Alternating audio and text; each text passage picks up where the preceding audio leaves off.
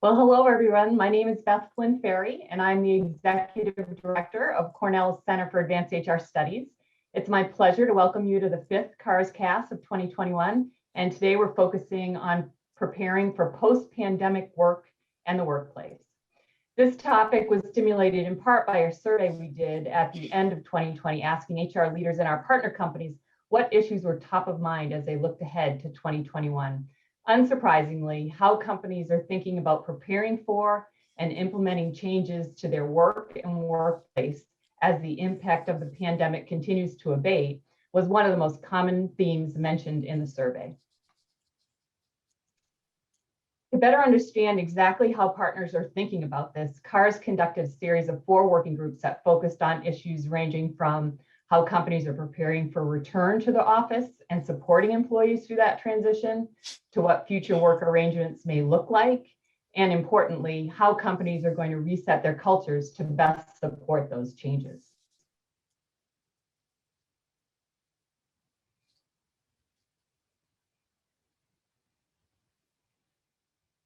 So over the next hour, I'm going to moderate a panel with the CAHRS faculty who you see on the screen here, and they're going to share their various insights that emerged from those working groups. So let me introduce the panel. First, we have Brad Bell, who's the William J. Conaty Professor of Strategic Human Resources in the ILR School, and also serves as our Academic Director of CAHRS.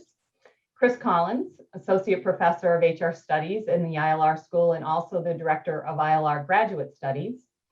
And Rebecca Kehoe, who's also an Associate Professor of HR Studies in the ILR School. We want today's session to be interactive, and we built time in for Q&A along the way. So as you have questions, please submit them using the Zoom Q&A function, and we'll address them as we go along. I also encourage you to use the chat function throughout today's session so that you can share your thoughts and experiences and engage in a dialogue with other attendees who are on the call today. So panelists, let's get started with the first set of questions. And on this first set here, I'm going to ask each of our panelists to give us their thoughts on this question. So Becca, I'm going to start with you, but then we'll rotate around. So many organizations are making plans to continue some form of remote and hybrid work arrangements into the foreseeable future. And as we know, the pandemic-related health and safety concerns are subsiding. What are the key factors in driving these plans? Becca? So in many cases, organizations have found that it can be effective after the initial challenge of transitioning employees online and figuring out how everyone was going to come together and kind of collaborate. Organizations and employees realize this can be an effective and sometimes a more efficient way of getting work done. With that in mind, organizations have become sensitive to the fact that many employees have come to appreciate the flexibility of when and even more so where to work. And so this is a way that they can honor that while also being effective in getting the work they want done. One other point that came up in a few conversations that I had was looking at the future and thinking about how to attract talent. Organizations have recognized this as an opportunity to be able to access talent pools that aren't necessarily going to be available if they're sort of geographically restricted or requiring people to come into the office, every day or even on a regular basis. Good. Okay. Brad, what would you add? I think Becca makes some great points about how this experience, I think, has really kind of shifted a lot of views around remote work, and I think has served to dispel many of the myths that I think companies had around remote work, that, for example, employees couldn't be as productive if they were working remotely. And I think we've seen in many cases productivity be maintained or even increased during the pandemic. But I also think, part of this is being driven from the employee side as well, right? I mean, I think this experience going through the pandemic has really kind of opened Pandora's box, so to speak, with regard to remote work. And, even prior to the pandemic, we saw that, surveys showing that employees had a preference for more flexibility in their work arrangements, et cetera. And I think the pandemic has, further reinforced that. And one of the working groups that I ran, I actually asked participants, in their companies, what percentage of their employees do they expect to want more flexibility and more remote work post-pandemic? And across the board, across companies, they said a majority, right? It was for some, maybe 50 to 60%, others, it was upwards of 75%. But again, I think what this is indicating is that they're hearing from their companies this desire for more remote work options, more flexibility. And to Becca's point about kind of talent and recruitment and retention, I think as companies look at how to attract the best employees and retain them, they're going to have to be sensitive to those employee preferences. So again, I think it's partly driven from the company, but also from the employee side as well. Yeah, employees definitely have a louder voice at this point. Chris, what would you add?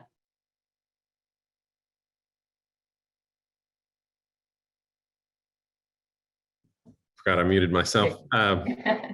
I think I heard basically the same things in the working groups I did. I think there's a few exceptions. I think one, I think we heard from many companies that leaders are now less forgiving about productivity lulls. So, as people work remotely and they're trying to do more things in their lives, whether that's teaching kids or having their kids at home or caring for adults at home, I think there's some fatigue on the part of leaders who just want that stuff to be over and want everybody back to work full time. So I do think there's some resistance now that we're in theory through the pandemic and we're starting to think about bringing people back to work, back to the office. I think there's leaders that want their team back.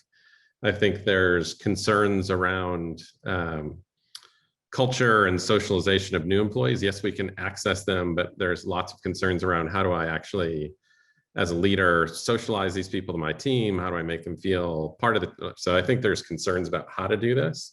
And so I think what I heard from a lot of companies is really thinking about the who, what, when, where kind of questions around as we think about that this is the new reality, that people want this flexibility. How do we do it? How many days do we do it? Who gets to do it? What work should be done remote versus what should be done in the office? Are there days we bring people all back to the office? And if so, what's the work we get scheduled those days? So I think there's a lot of complexity here in the how do we do this now that we recognize that remote can be good and that employees want it. I think now it's about how do we do it, which I didn't hear a lot of great answers to yet. And I'm sure our attendees are looking for those answers. But before we get to some of the strategies that you guys did hear, one question that came up from the group about key factors is, did any of the companies talk about driving down labor costs by utilizing remote work? I'm sure that must have come up in some of your sessions. Anyone? I think that's probably always in the back of people's heads. I mean, I do think there's I was just talking to one of our retired professors, Lee Dyer, about this when we're out together the other night. And there's definitely a notion of this idea of gigging more work now, that we've seen how much work can get done remotely, and even thinking about how much work can get chunked up into projects versus what's actually full-time jobs today. And so I think there's from an employee side, there's a risk of a lot of work getting gigged versus being full-time employees. And I think companies are going to rethink a lot of work given how much work can get done remotely. So I think there's, definitely a long-term strategies here in terms of rethinking, the work that gets done in our organizations and what has to be done by full-time employees versus gig employees versus, shopped out to others. Now that we know that, some of this work can get done remotely. I think, just to build on Chris' comments, I think the other cost saving piece is potentially around real estate. Again, in the, working group that I did, I asked companies, what do they expect their real estate footprints to look like kind of post-pandemic? And again, across the board, everyone expected some degree of reduction, right? For some, it was maybe just a few percentage.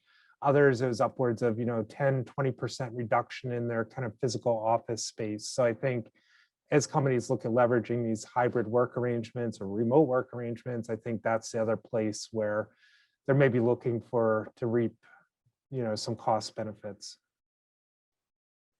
So in my conversations, Go ahead, Rebecca. I was just going to say, in my conversations, we didn't explicitly talk about reducing labor costs, but Some people did talk about thinking about different flexible work arrangements as possibly a differentiating feature, which we could, follow that logic to think, well, maybe I'd trade off pay for a more flexible work arrangement, which has always been the case. But to the extent that organizations are thinking about doing this kind of more strategically as more of a branding effort, in the long run, it could have labor cost implications as well. Yeah. So, as we stay on this theme of this hybrid work plans, what major concerns or challenges did organizations anticipate in moving forward with those kind of plans? Brad?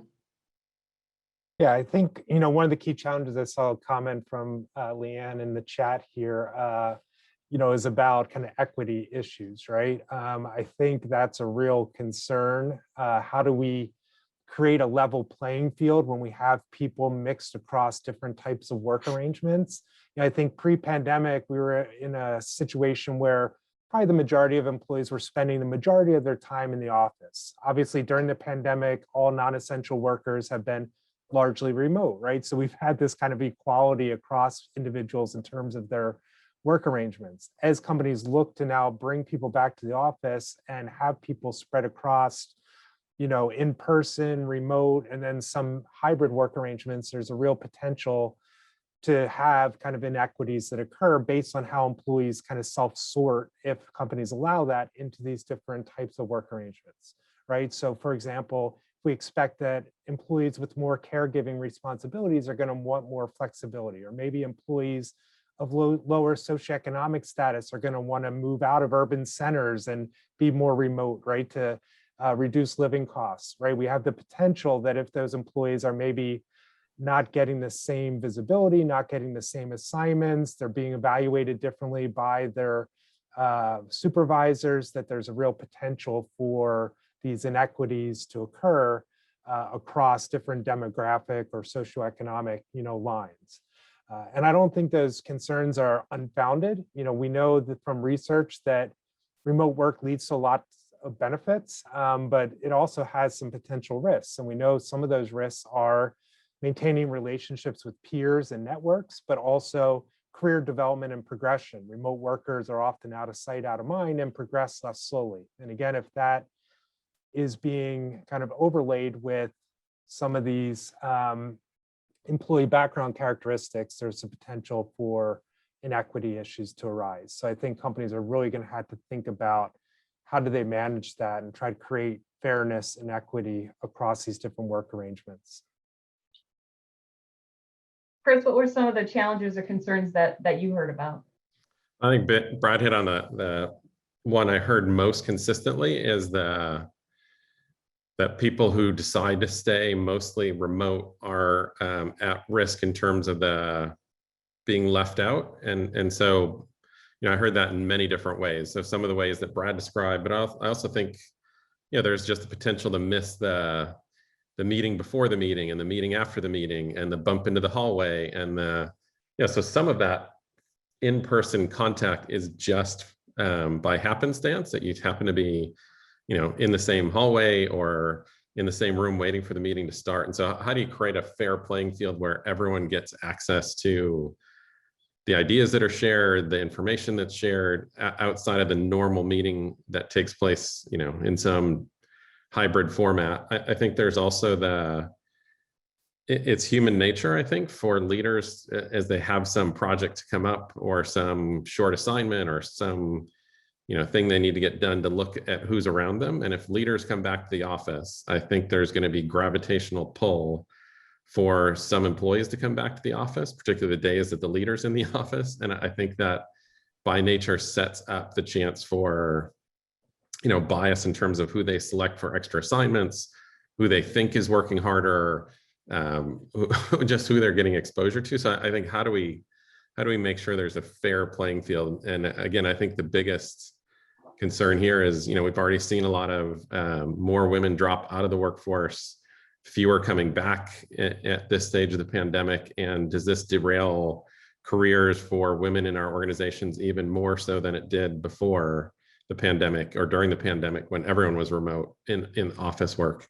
I think there's huge concerns there, right? How do we make sure leaders are making better decisions, that leaders can think through how to engage people who are still mostly remote, how to engage people in the relationships. And I think the other big one is, I think when you're not in the office, you just don't have as many opportunities to continue to foster the relationships. And so for new employees, that's an even bigger challenge, right? Of how do you come in and meet people, build the relationships that may exist for the people who've been together since before the pandemic started. So I think there's a lot of concerns around how to manage this well. Okay. Yeah.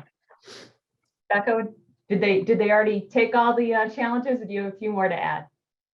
I have a couple more. These issues certainly came up in my discussions. A couple of others. One was managing perceptions of fairness for those employees who don't have the option to work remotely or to have a hybrid work arrangement just as a function of their roles.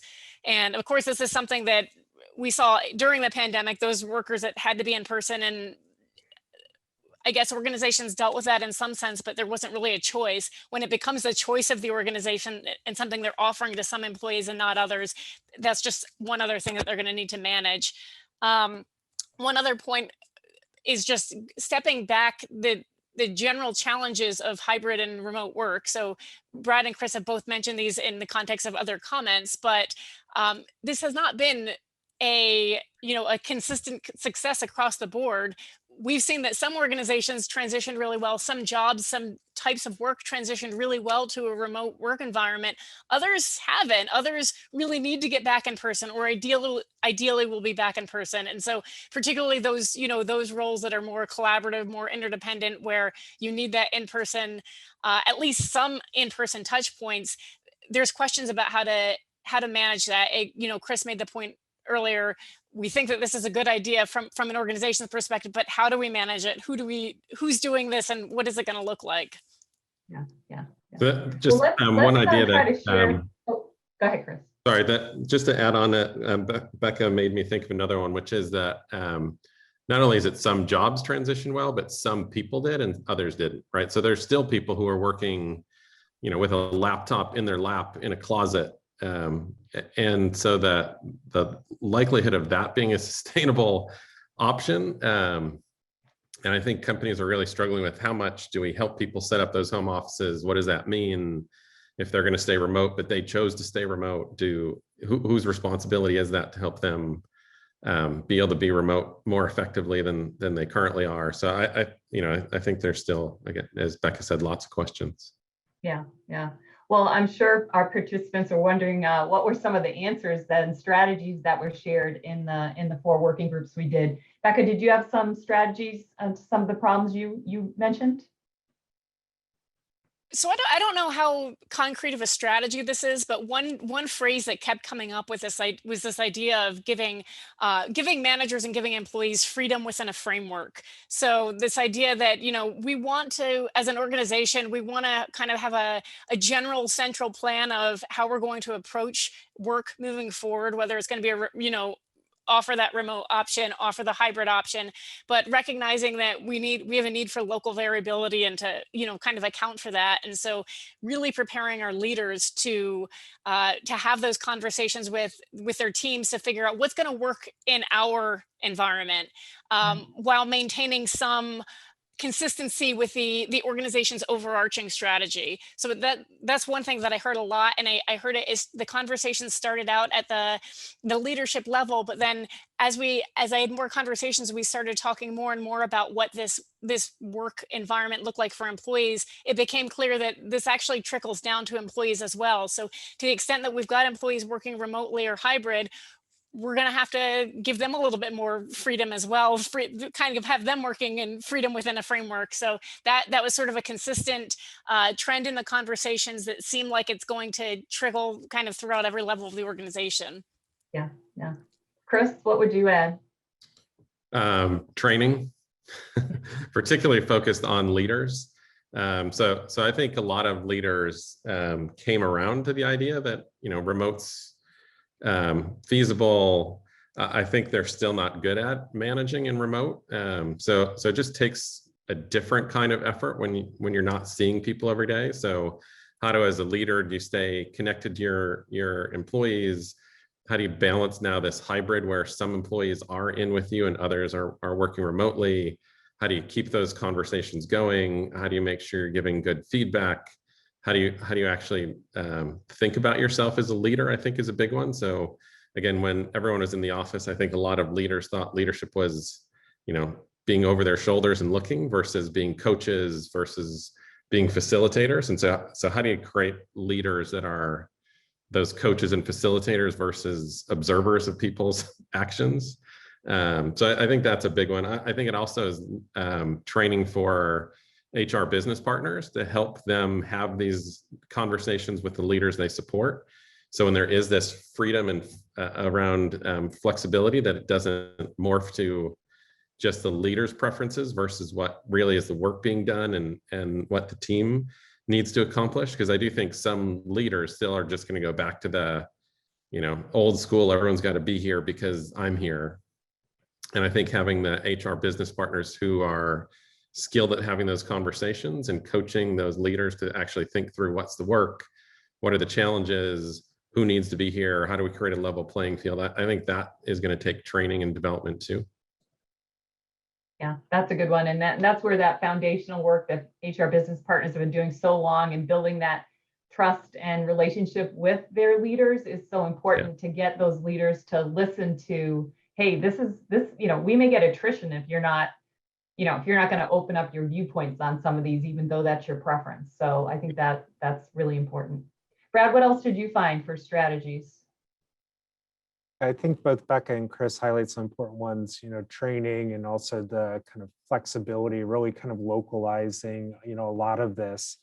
I saw a question come in from Jackie, so I'll maybe steer a couple of my points to, questions she asked. One is, what does hybrid work? What's it going to look like in different organizations? So I think, yes, we're looking at allowing some flexibility, but I'm also seeing companies try to, I think, simplify the options that are available so we don't end up with a million permutations, right? So generally it's like, okay, we have home, hybrid, and hub, which is office. Seeing some companies say, oh, hybrid's going to be really two main options. Maybe an employee is at home 1 or 2 days a week or in the office, 1 or 2 days a week. But those are going to be kind of the different options that are available. And then you add some flexibility around that, but it simplifies, the framework that you're allowing the freedom within, I guess. The second one, and this, Jackie says, how's it going to be implemented? Pilot, phase working all at once. What I'm seeing companies is really adopt more of a phased approach, right? So one of the things that I thought was really clever in the working group I ran, these couple companies said they have a invite, encourage, expect framework, right? Early on, employees are invited to come back to the office, just starting to get comfortable. After that, they're encouraged to start coming in more regularly. And ultimately, there comes a time, whenever that may be, later this year, early next year, where employees are expected to be back in the office, on a regular schedule. And I think that allows, employees time to adapt to this. It eases that transition. And the third piece I would add on top of that is really putting into place opportunities to listen to employees as well as to look at data, right? And track this over time. As you're working through these phases, having channels so employees can, safely voice concerns that they may be having. My manager's not giving me the prime assignments that my colleagues in the office are getting, for example, as well as really having analytics to look at how is this working? How is it impacting attrition, productivity, engagement, et cetera, and using that to revise our strategies over time, right? Not having a kind of static, approach. So I think feedback and analytics will really be critical for adapting this. I think one of the other ones I heard pretty consistently was this idea of having particular days where meetings happen in the office, so that there's set days where the team knows they're all going to be there together, and then to really pack those days with things that have to be done or are done better when everyone's together. And so that people aren't just coming in the office to do individual work all day, that would make no sense. So how do you make sure you schedule certain days that become the de facto team days? And so if there's agreement among the team that which days those might be best, and that's where some joint flexibility, I think, becomes important. And that's where the listening part that Brad's talking to, and how as a leader am I talking to the folks on my team to figure out what those days are and what that work is, where we really need to be together as a group to get this stuff done. And I think that also gets to some of the points around visibility, that if we have those days when we're all together, I think that does start to level out the playing field a little bit for those people who do have the preference to continue to do more remote work, that they still have those days when they're going to get to see their boss, maybe their skip level boss, maybe other people that they need to build relationships with on that team. I think that becomes important to have some structure and not just, as Brad said, you just can't have a million different plans running around, because then people don't line up when they need to be lined up together.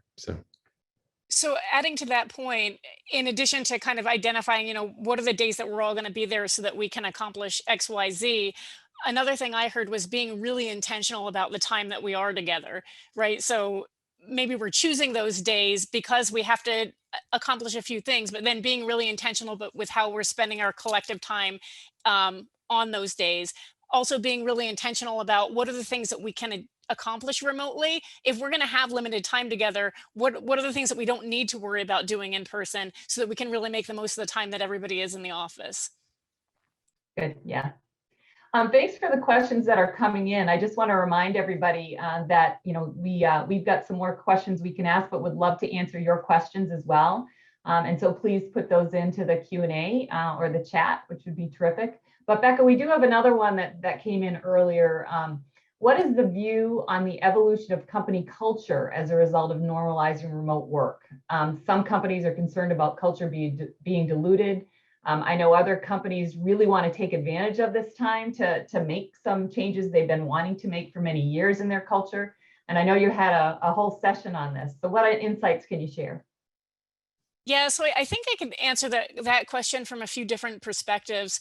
One is thinking about building and maintaining culture in the long run. And so, some organizations talked about identifying days or times that we're all going to be together and being intentional about how we're spending it. Organizations talked about using having these sort of culture boosters, even when people are remote, to make sure that we're connecting in a meaningful way. Some people talked about identifying best practices from their field organizations with employees who were never coming into the office regularly. They've managed to bring people in, socialize them, kind of build and maintain culture. So if they can do it, maybe, we can bring that into other types of work where we haven't always done that. So another way that I read this question, and I don't know if, it was intended from this perspective as well.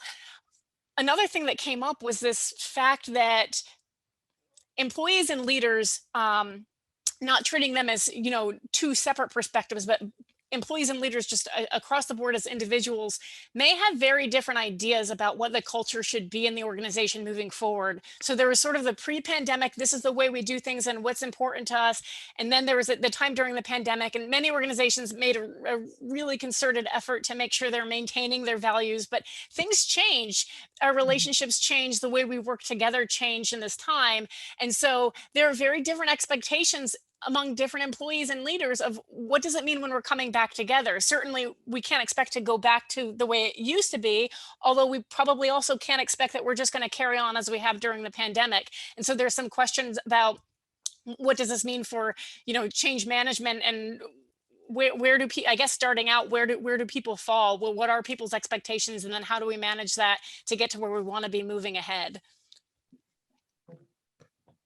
I think that Becky hit on a lot of great points. I always come back to the question of what do you mean by culture?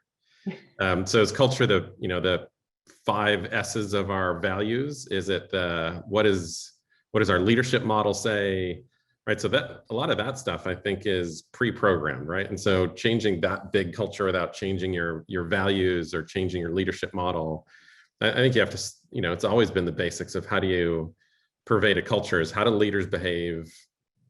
What's the norms we have? But then there's the little c of culture, which is, what is how do we get work done in this office?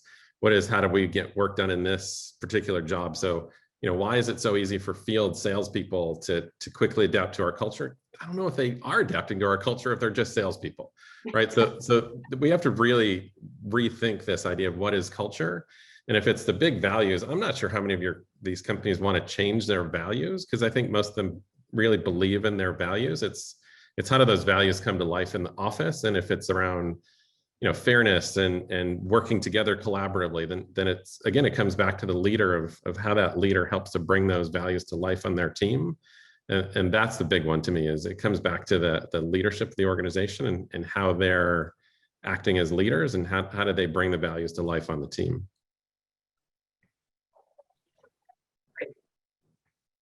Turning to the next question here, are companies taking specific actions to attract employees to actually come into the office, other than saying, we encourage this, we think it's, the best thing, and, that kind of thing? Have you heard of any incentives that companies are offering to attract people back in, Brad? So I don't know about incentives. I think, the working group that Chris and I did on transitions, I think we heard some interesting things that companies were doing to try to build interest in coming back, right? So for example, one company talked about how they've been creating these videos of like a day in the life of what it's going to be like back in the office. Part of that's just getting employees comfortable with the idea of this is what it's going to be like when I come back, and reducing maybe some of that anxiety they might have over safety and other issues, but also just to kind of try to get people excited about that. Similarly, for those people that are already back in the office, they're trying to encourage them to like post things and, kind of get the word out, right? Again, to build, it's kind of like Chris was saying, I guess in a more positive way, that kind of fear of missing out on what's happening in the office. But I think, across the participants in the working group, it was recognized that it's going to be a challenge, right? Until you get a critical mass back in the office. They've even shared examples of, inviting employees back maybe too early before there was really that critical mass. So employees come back and they're like, great, I'm here in my cubicle all alone. Why am I here, right? So I think it's a delicate balance between phasing this in, but also phasing it in a way that there's enough vibrancy in the office that really encourages employees to not just come in that first time, but continue coming, in regularly. Yeah. And Joan posted in the Q&A here that her company is offering an additional day of vacation if you self-identify as getting the vaccine and volunteer to come back to work early. So if anybody, does have some other practices and wants to, share those, I think that would be terrific. Chris or Becca, did you hear anything else in your groups? I think part of what Brad was also hinting at is this has been such a moving goalpost.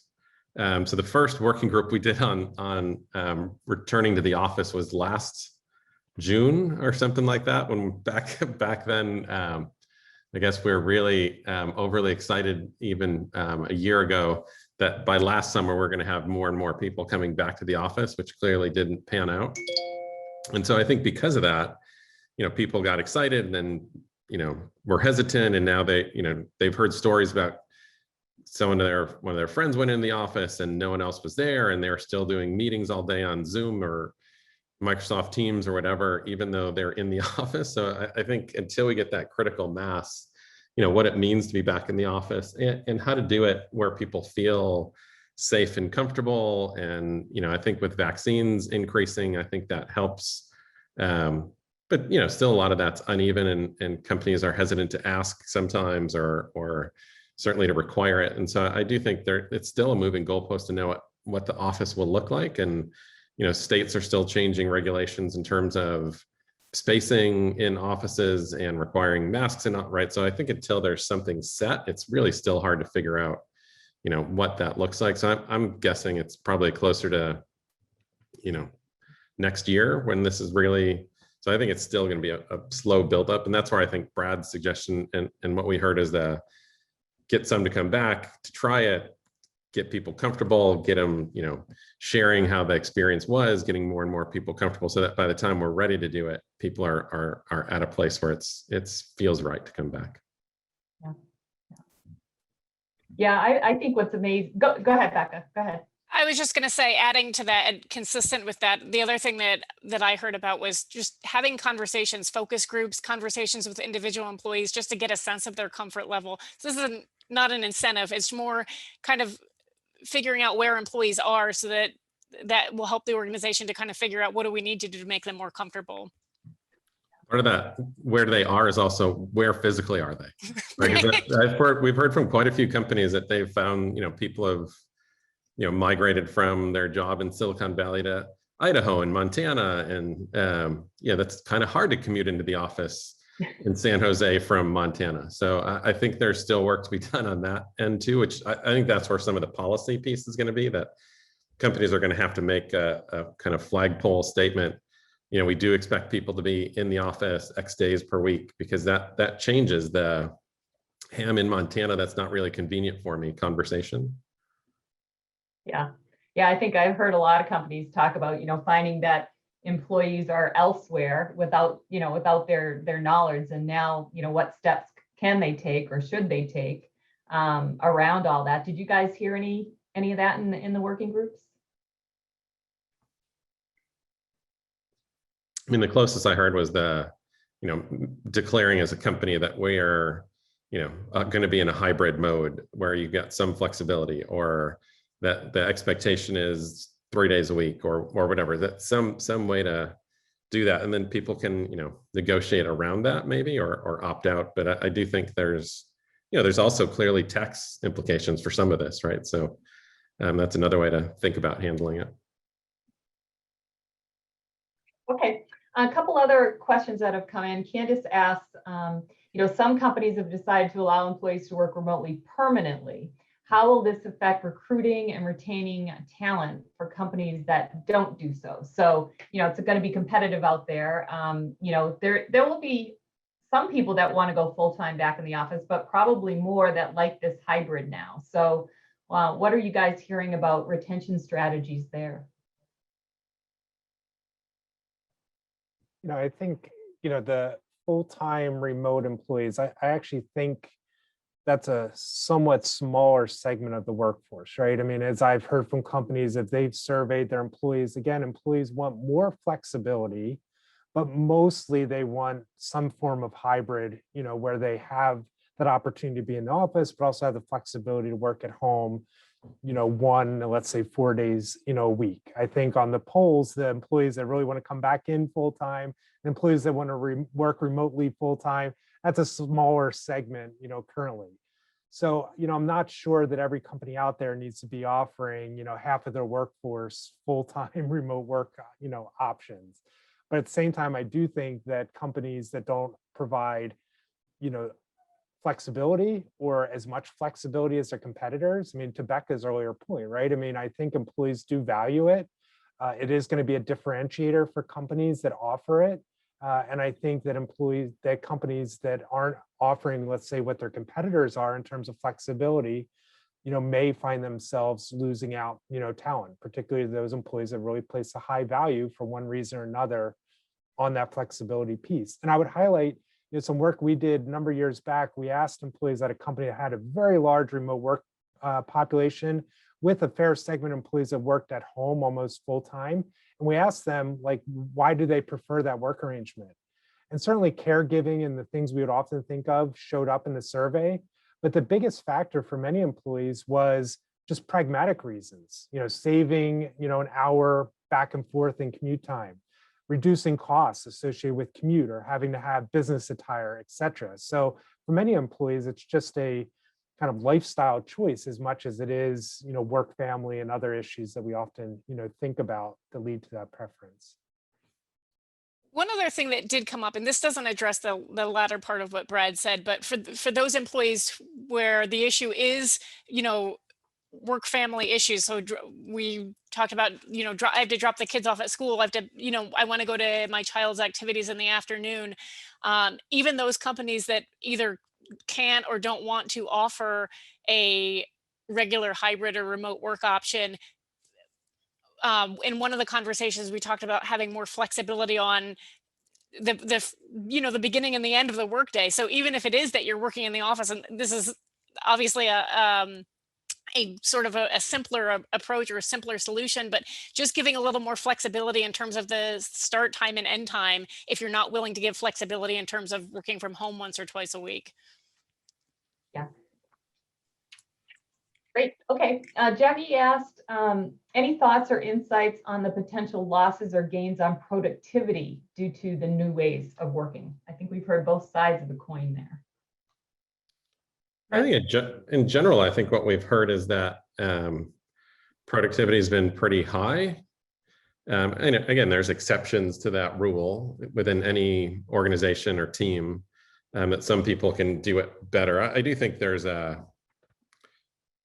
I've talked to so many people that are feeling the fatigue of doing this, of, everything running out of their home,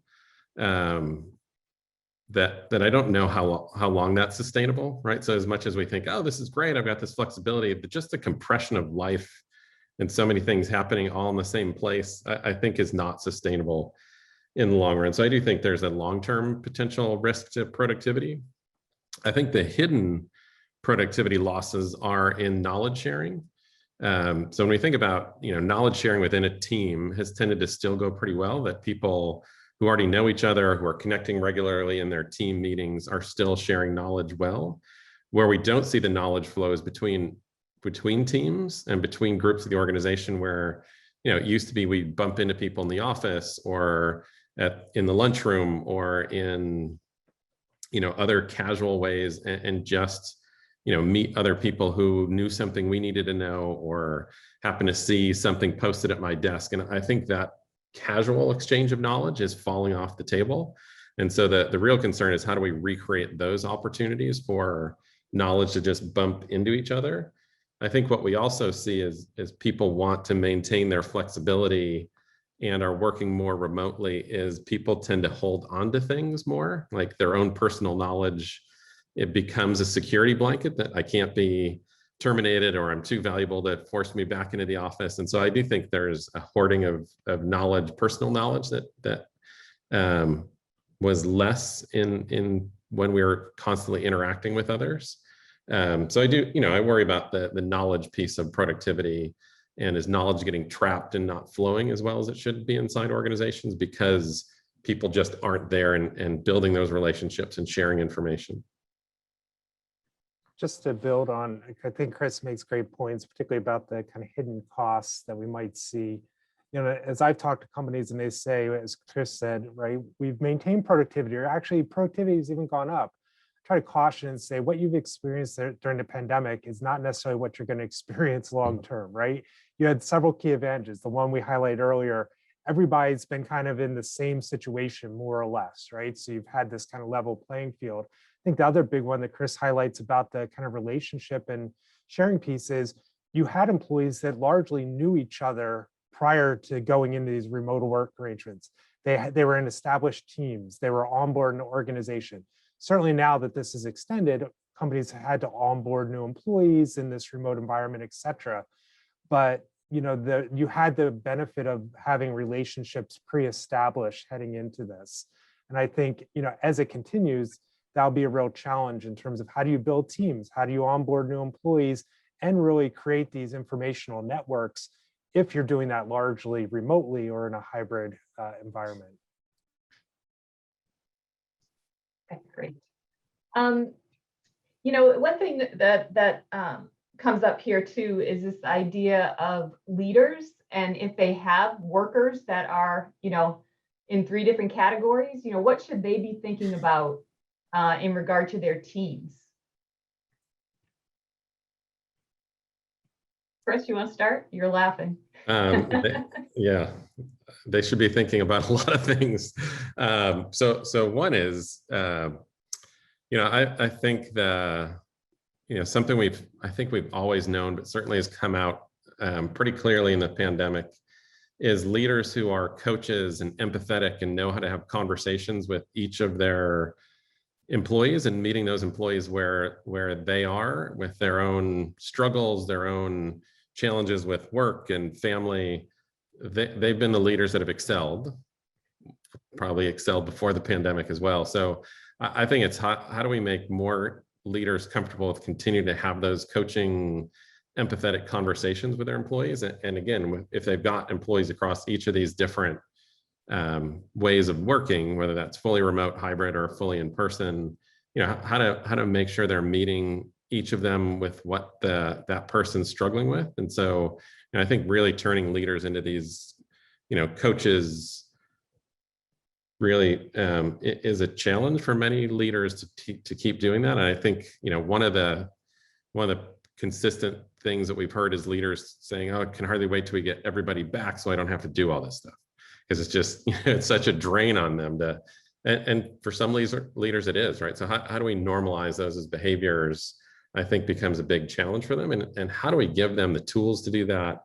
And how do we help them become better at that? Because, it can be an emotional drain on leaders to constantly be doing that work. And does that also make us think about who are the right people to be leaders versus, the age old, they were the best performer in the job, so we promoted them way to think about leadership, and really picking people who can lead and then giving them the tools to lead, I think is a huge challenge here for them. But I think part of it's also just recognizing for those leaders how much we've actually put on them in the last year and a half. Yeah. Brett or Rebecca, anything to add? Rebecca?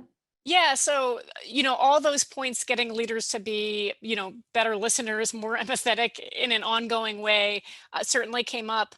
Another thing that came up was at a more collective level, getting teams involved in figuring out what's going to work for them. So giving teams some collective voice and saying, what is our post-pandemic work approach going to be?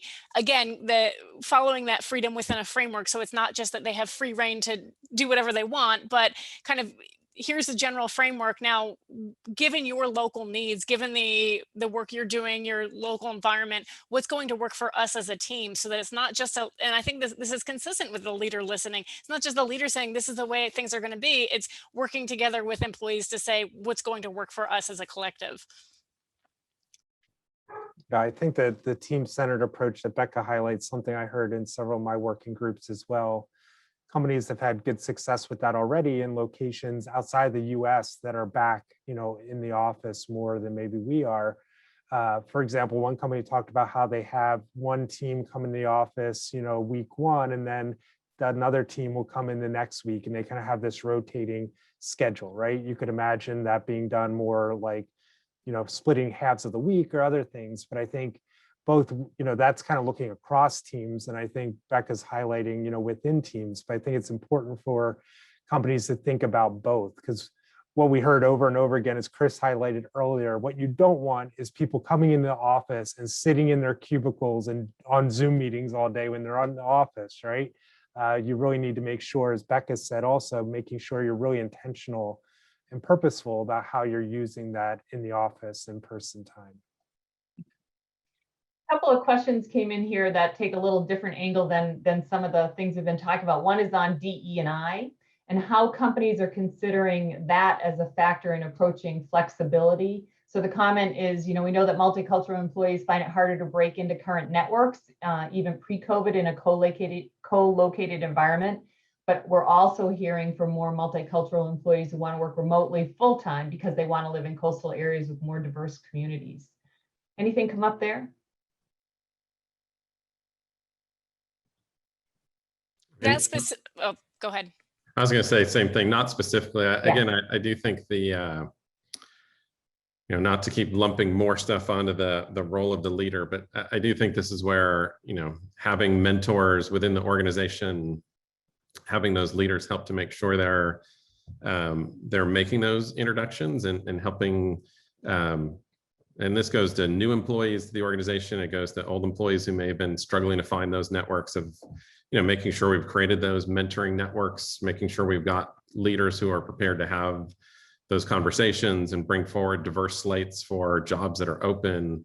I think a lot of what we need to do is stuff we've done before, and probably just make sure we're keeping our focus on that. But I also do think this challenge of being fully remote is a big one, because I do think most companies coming out of this are not going to be set up still for fully remote workers to excel in careers inside organizations in terms of successful upward mobility, because at some point, there's still expectations of people being in the office, that I do think a lot of the relationships that get built are because they're in person and get to bump into people, meet them for coffee. I mean, we can do some of that through Zoom, but having a Zoom coffee conversation to me is still different from being in person and having that. So I think there's challenges to how do you manage fully remote work so that those people have a chance to excel successfully up career ladders. Just, Brett? maybe on the more positive side, I did hear a number of participants in some of the work groups talk about how more flexibility or remote work options may allow them to diversify their workforces, particularly in areas where they might have plants or locations that are not very diverse communities, right? They've maybe really struggled to recruit and hire diverse talent in those communities, as opposed to having to, relocate. This maybe allows them to broaden their kind of talent pools, right? If they're going to tap into some of these remote work arrangements. So I think that's maybe the flip side on the, DE&I issue. Okay, great. Another one Claire asks about the impact of remote hybrid model on early career talent who may or may not need more oversight or may not live in, homes that are conducive to the technology piece. What do we hear there? Rebecca? Oh, you're muted. There we go. So that question or challenge didn't come up specifically, although I didn't hear any organizations talking about requiring people to work remotely. And so I think this comes down to sort of those individual coaching discussions with leaders. If leaders are feeling like, maybe these are employees who should be coming into the office more regularly, those are conversations that need to be had. In terms of the oversight, I think the oversight question in general is important. So we can think about oversight in different ways. And Chris said at the beginning, before the pandemic, many people thought about leadership as in terms of looking over people's shoulders, and have realized over the last 14 months that maybe that's not the only way that we can oversee people and give them guidance now. And so some of this could just be kind of being more intentional and strategic with the conversations, the communication that we're having. So it may be that what looks from the outside to not be an ideal situation could actually work with the right leader.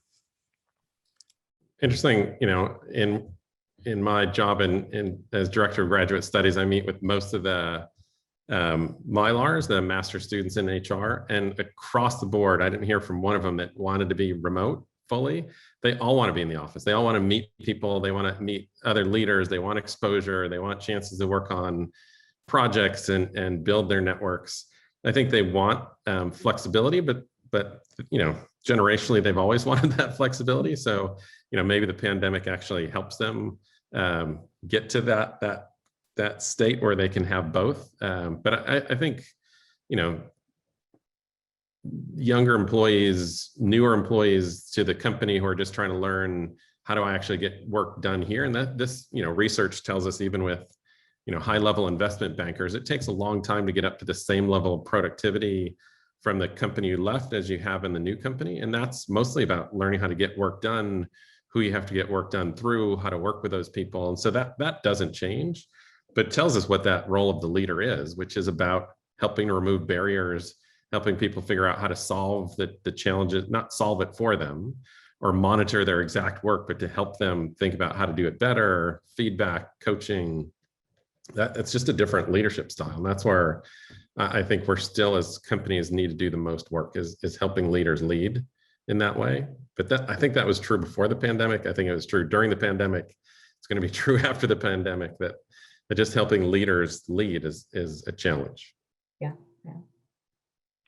Just to build on, Chris's point, even pre-pandemic, the companies that I saw that I thought had really thoughtful remote work programs typically would not hire people directly into remote work arrangements. They required the employee to be on site for usually a year, sometimes even 2 years, again, to really get socialized, build those networks, build that support, get to know their manager, et cetera, and then transition them into some form of remote work.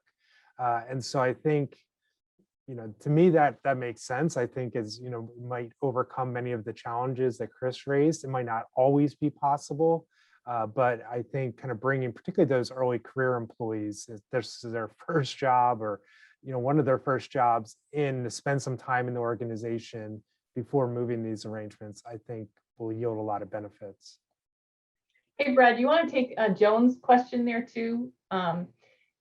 I'm not sure if she means the percentage of companies surveyed one way or the other who are doing hybrid. Yeah, I saw that question. I wasn't sure either. Yeah.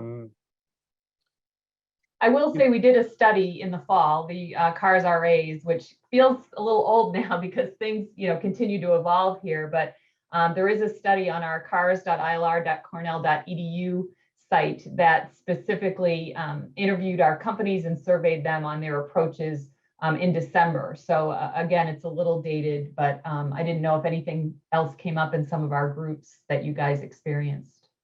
Yeah, I think the data that study in the fall showed, right, which is, probably, I think it was 15 to 20% of companies saying they were going to go back to quote unquote normal when they could, right? Whatever that pre-pandemic normal was. 50% were planning to offer some degree of more flexibility, going forward. And then probably your remaining 20, 25% were really leading edge in terms of really pushing the envelope in terms of hybrid work. And so I think, again, generally we've seen that type of shift, throughout this. Okay, great. Well, I think we're going to have to close now, but I really did want to thank our panelists for joining us today. So Brad, Chris, and Becca, we really appreciate you leading those working groups. We want to thank the working group participants and all of our dialers in today for attending our CAHRScast. And I just want to highlight, one last event that we've got for the spring is next week. So next week, same bat channel, same bat time, basically, how 2020 is reshaping the HR operating model. Similar to this, we held a series of 4 working groups where we explored what was happening within COEs with our HR business partners, how capabilities are changing, what's happening in shared services. And so if you do have an interest in that, I encourage you to check our website for the details and let others in your organization know.